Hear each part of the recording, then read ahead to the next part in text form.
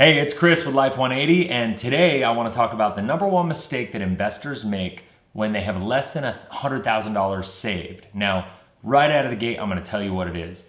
It is the fact that people with under $100,000 saved focus more on the rate of return versus financial efficiency. Now, if you watch my channel, you know that I think financial efficiency is a huge, huge deal, and you're about to find out why.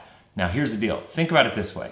Most people, I think, understand that kind of the best expectation that you can get out of an account, out of an investment account or retirement account is probably around the 8% range. Yeah, we have years that are bigger, we have years that are smaller, we have negative years, but when it comes to trying to save predictably for our future, I'm a big believer we want to focus on things we can control. And for most people, we want to focus on the things that can get us the most predictable result. Now, if you have $100,000, let's think about it this way. If you want to save $6,000, you need to have a 6% rate of return. That's 6% of 100,000 is $6,000 a year. That's about $500 a month that you need to be earning an interest on that money that you're investing to be able to earn that.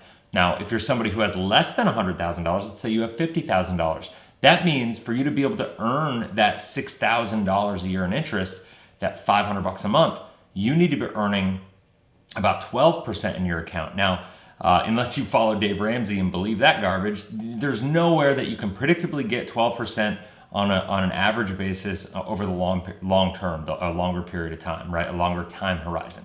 And so here's the deal. The one thing that I know to be true is that every single person in this world has the ability to find more money in their life. I do it for people all the time in the coaching that I do with people. I've been doing this for a decade.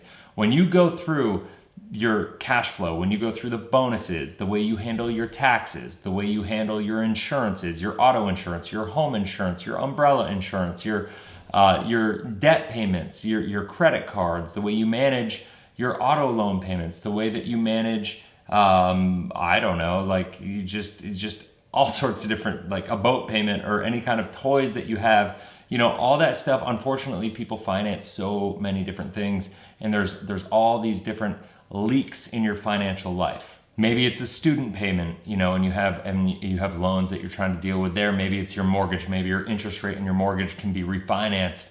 Maybe you can restructure different loans. Maybe you can roll credit cards into different accounts, and you can get your 18% interest lowered to a lower interest rate.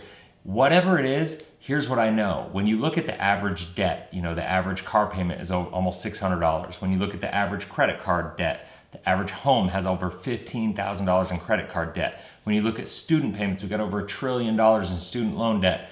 It's absolutely insane right now to realize how much money is just bleeding out there. When you look at the average auto insurance policy, the average home insurance policy, people are not focused on financial efficiency. And what I know is that $500 a month is virtually nothing to be able to find. I've gone through processes where I found over $2,000 a month for people who are not making that much money. We're talking household incomes of under 100 grand, finding $2,000 a month for these people. And so what I want to encourage you to do is really focus on financial efficiency, because that's the best thing that you can do for your financial life here moving forward. If you are a financial advisor, if you're a life insurance agent that focuses on the strategies that I teach on this channel, I want to encourage you to focus on helping your clients do that. Because listen, when you find the money, it's important that you leverage that money, that you don't just find $500 and say, ooh, now I can go afford to buy a new car.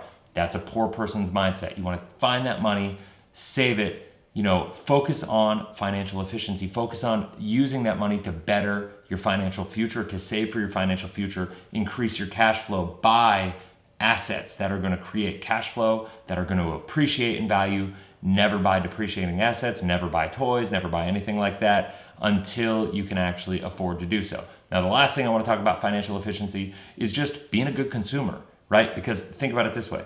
My wife and I especially my wife, I'll give her credit. She's way better at this than I am, and God bless her for it. She is a discount shopper to the T. She goes to discount shops. She will not spend retail on anything. When we go out to restaurants, we're always using coupon codes. We're always using apps, Coupon Club. We're using I don't even know the name. Coupon Cabin, I think, is the name of the company that she goes through a lot of different things for. We get discounts at restaurants. Pretty much never go anywhere where we have to pay full retail for anything, because why?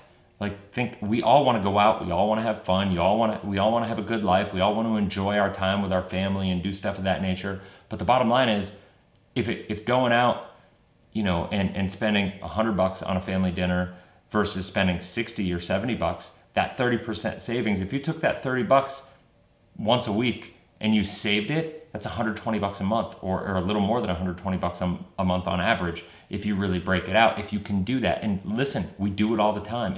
It's totally possible. So that's all this video is. I really want to just get you to focus on efficiency, because if you can just recapture $500 a month that you're losing, that's the equivalent of a 12% rate of return in any investment account that you have, if you have about $50,000 saved, right? And of course that number will fluctuate based on the amount of money that you have saved currently. But either way, even if you have $1 million saved, financial efficiency is a way that you can control recapturing the money you're losing unknowingly and unnecessarily, and reposition that money to better your financial future. So anyway, I hope that makes sense. I hope it inspires you to go out and take a look at things a little bit differently. If you want to go through what I would call a financial x-ray, to really have somebody walk you through and help you find money that you're losing unknowingly and or unnecessarily, I got a group of guys that's doing this awesome thing where they'll do a free financial analysis for you, help you compile all this information, bring you through a process, and help you find the money that you're losing, and help you recapture that money if it makes sense, help you really do a full analysis on what your needs are and go from there. I'll put a link below, and you can use that link, get on the phone with somebody, have a conversation, and kind of go from there. Hopefully it helps you, and yeah, that's it. So if you like this video, if you found value, go ahead and click that like button. It really helps the channel out. Make sure you hit the subscribe, click the bell, that way you get notified every single time I launch a new video. And once again, I hope you have a blessed, inspirational day. I hope you found value in this, and I look forward to seeing you on the next video. Take care.